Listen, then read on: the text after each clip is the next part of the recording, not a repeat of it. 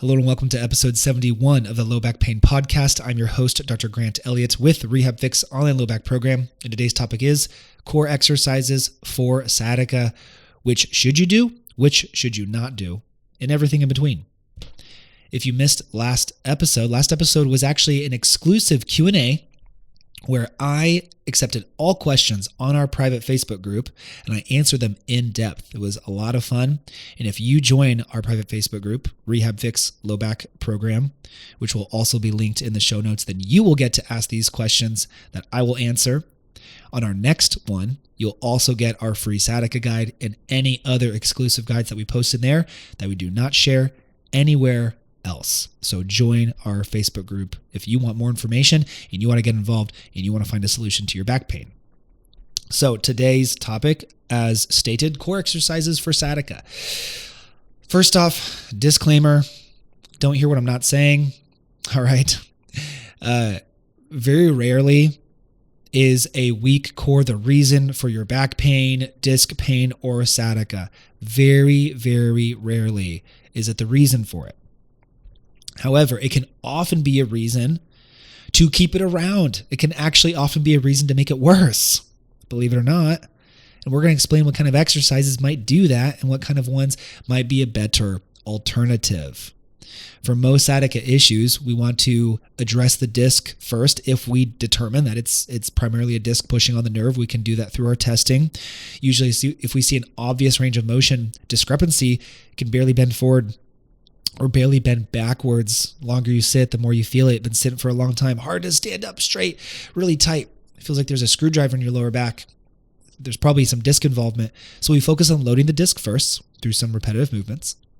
And then we focus on mobilizing the nerve after. Okay, you got to address the root of the issue first before you get into these core exercises. However, if you're trying to keep a strong core throughout this initial phase, you might be setting yourself back by doing the wrong core movements at this time.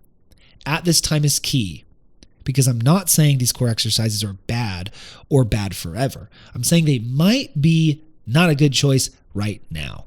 Because for individuals with sensitive discs, with sensitive nerves, movements like sit-ups, crunches, toes to bar, hamstring stretches too, might be flaring up your disc or flaring up your sciatic nerve and making it worse and preventing you from recovering. That's extremely important to understand so that you don't keep picking the scab and making it worse and worse and worse. So we know that if that disc is involved pushing on that nerve, that being in a seated flex position increases intradiscal pressure. Okay? So what resembles that? Sit-ups.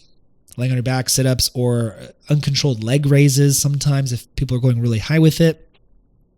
Or leg raises that you're hanging from a bar, like you're doing a toes to bar, repetitively loading that low back into flexion over and over and over. If you feel extra tight and stiff after doing this or the next day, then you probably know that's a little bit sensitive. But you're trying to train your core to get rid of your back pain, your sciatica, so it's confusing, right? Well, you're not addressing the root of the issue and you're doing movements that your low back doesn't like. These are very common core movements that agitate the lower back and sciatica. Okay, so once again, crunches, sit-ups, leg raises, even flatten your back if your legs are fully straight. That can put a lot of leverage on the lower back. Okay, hanging from a bar and doing leg raises, toes to bar. These are things that can put a lot of force on the lower back if it's sensitive to these at that time. Okay, once again, not saying these core exercises are, quote, bad, but they're not ideal for individuals with sensitive disc or sciatica issues. So what are some movements that we can do instead to modify these? Well, there's many where we can optimize function of the core, reduce tension on the legs and the lower back. Oh, also ab rollouts. Ab rollouts would not be a great movement for you. Back extensions sometimes will aggravate things as well. Okay, but anyway, what are some core movements that would not agitate things? Well, I'm a huge fan of dead bugs. Anyone who follows me and knows what I like, knows that I like dead bugs. Dead bugs are great. Why? Because it focuses on keeping that low back flat against the floor, practices belly breathing and diaphragmatic breathing in a great way. So actually the first core movement I would tell you to do is learn how to belly breathe. That's the first core movement. And you might think, what? How is it a core exercise? It is. It's a core exercise. Trust me, because you got to be able to have proper breathing patterns and diaphragm function in order to do core movements better. So, stage 1, lay on your back, bend your knees, learn how to breathe into that belly. Put one hand on your chest, one hand on your belly. Practice breathing for a few minutes, a few times a day. That top hand, don't let it move. We don't want a lot of chest breathing. We don't want those shoulders going into your ears, okay? The hand on the belly, focus on moving that hand. You feel that hand on the belly rise and fall, rise and fall. Practice that first. Get your belly breathing down. Practice it throughout the day. If you're driving right now and you have your seatbelt going across your belly, try to move that seatbelt by expanding your belly as you belly breathe. Okay? Learn that first. Now, let's phase that into some dead bugs. I love dead bugs, like I said, because the low back is flat against the ground. It trains good breathing patterns, and it's a great way to get a significantly effective core workout without flaring up discs. It is a very, very safe go-to movement for these type of things. Also, Pallof presses. Excellent core exercises to train anti-rotation that do typically not put excess pressure on the disc. Of course, if you go very, very heavy and you're rotating a lot with it, then maybe. But good wide stance, moderate weight, as long as it feels okay, you can continue progressing that. That is an awesome alternative of many other movements. I really like bear crawls. We can just hold this position. We could just call this the bear position.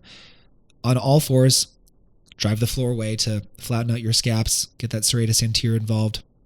Your knees are directly under your hips. Pick your knees up about a couple inches off the ground and hold. Just hold it.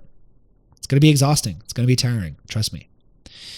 You can work on that over time. Then you can start crawling forward, crawling back, side to side, getting some animal movement in there. Animalist, right? Some people promote it as that. Animal movement, animalist, primal movement, right? It's just good human movement. Get on your hands and knees more, crawl around. All right. That's a great core movement, actually, believe it or not.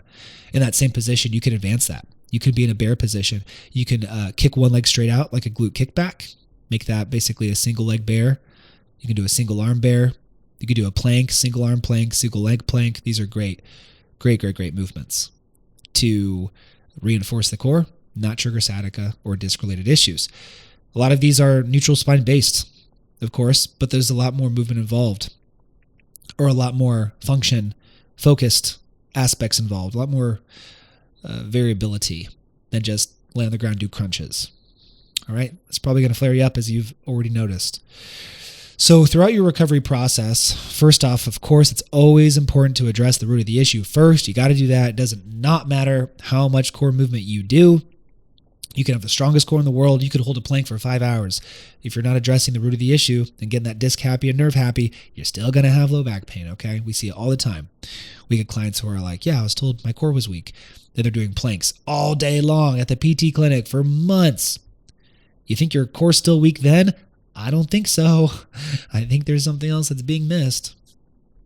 But this is a great way to find ways to not flare up your disc or sciatica by not doing the movements that might be triggering your symptoms and you might just not know it yet, mainly the ones that we discussed today. And instead you can replace them with alternatives that might be better options for you, which we also discussed today. These could really refine your current approach for your lower back issues so that you can start to build some more momentum here. Stop the flare-ups, keep the progress, continue to build on that progress. And as always, if you're still kind of in a rut, like you're kind of going in a circle, you feel better one week, worse the next, better one week, worse the next, well, skip the line, get to the results, get some guidance. That's what we're here for.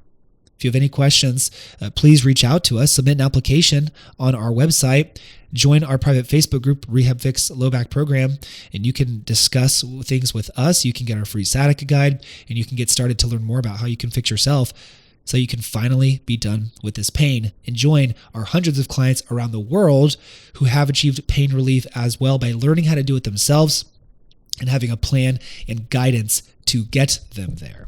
Just this week, we had a client from Texas join, Indonesia join. That person is freaking motivated. I'll tell you what, this individual from Indonesia, moving. This person is moving. They are inspirational for making this work. in their situation. True commitment. Like they are committed to results, like without a doubt. Super happy for them, and I respect their decision greatly. We're here to get them results, and they're excited to do so. So let's make it happen, guys. Let's get you out of pain. Let's address the number one disability in the world, which is low back pain. Would be honored to meet and help you in any way. If you are watching this on YouTube, please like, comment, and subscribe. It greatly helps grow the channel. If you're listening on your favorite podcast platform, please leave a 5-star rating and review. It greatly helps grow the channel. And as always, move more, move in nature, move in the sun. You can get 6 months of progress or 6 months of excuses. Focus on what you're achieving over the next 6 months. Thank you so much for listening. Have a great day.